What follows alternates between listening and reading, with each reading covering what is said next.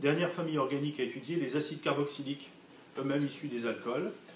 Donc, un acide carboxylique, c'est quoi? C'est une molécule qui possède la fonction carbonyle, CO, mais cette fois-ci, le carbone fonctionnel ne va pas être lié ni à un atome d'hydrogène, ni à un groupement alkyle, du moins de ce côté-là. Il va être lié à une fonction hydroxyle. Donc, un groupement carbonyle lié à une fonction hydroxyle devient un groupe carboxyle. Donc, ce n'est pas le carbonyle et l'hydroxyle, c'est le carboxyle. C'est une espèce de contraction de ces deux fonctions qui est typique d'un acide. Alors ici, après, vous avez une chaîne carbonée classique type alcane, qu'on appelle un groupe alkyle classique. Donc on peut très bien réécrire R, CO, OH, et là vous avez l'écriture de l'acide carboxylique.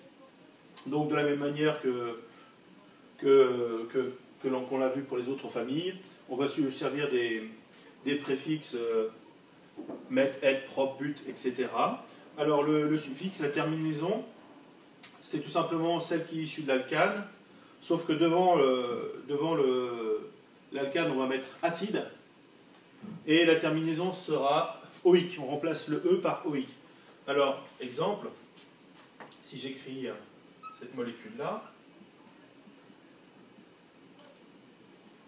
H, COH, il n'y a qu'un atome de carbone, donc c'est de l'acide, meth,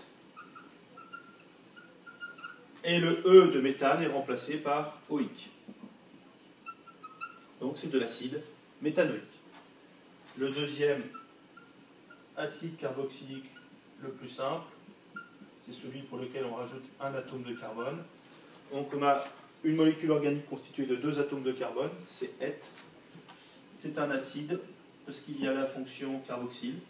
C'est de l'acide éthane OIC. Et ainsi de suite. Lorsque n égale 3, ça sera de l'acide propanoïque, etc., etc.